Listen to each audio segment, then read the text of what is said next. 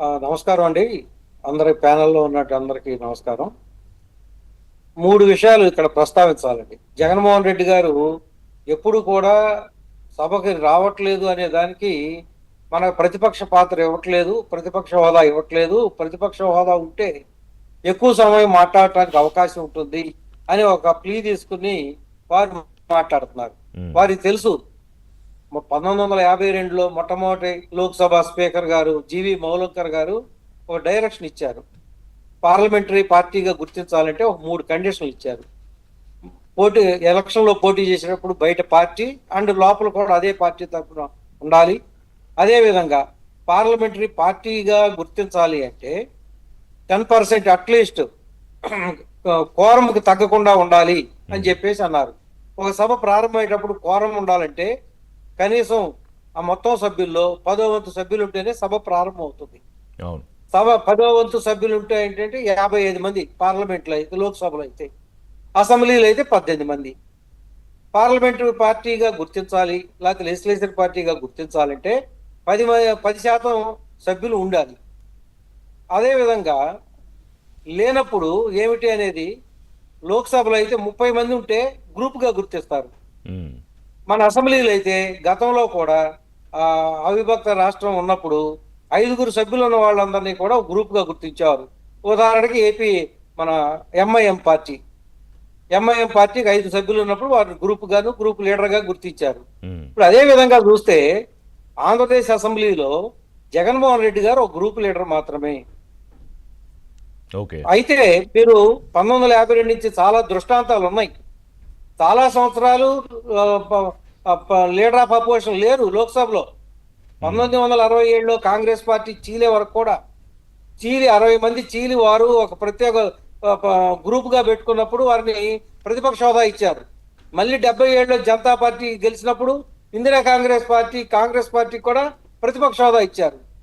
1984లో single largest party Telugu Desam 30 సభ్యులతోటి. ఉమ్, అప్పుడు 30 మంది సభ్యులు ఉన్నారు కాబట్టి గ్రూప్ గా గుర్తించారు, ప్రతిపక్ష హోదా ఇవ్వలేదు. అవును. అదేవిధంగా 1994లో కాంగ్రెస్ పార్టీకి 26 వచ్చినాయి ఆంధ్రప్రదేశ్ అసెంబ్లీలో. అప్పుడు గ్రూప్ గా మాత్రమే గుర్తించారు.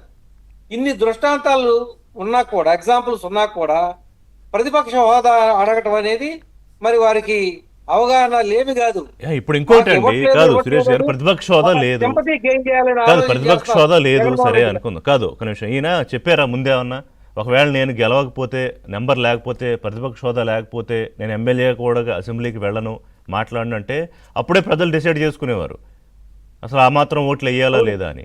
అంటే ఈరోజు వ్యవస్థల పట్ల సరే మీకు వ్యక్తిగతంగా అహంకారం పొగరు ఉండొచ్చు, కానీ వ్యవస్థల మీద కించిత్ గౌరవం ఉండొద్దా?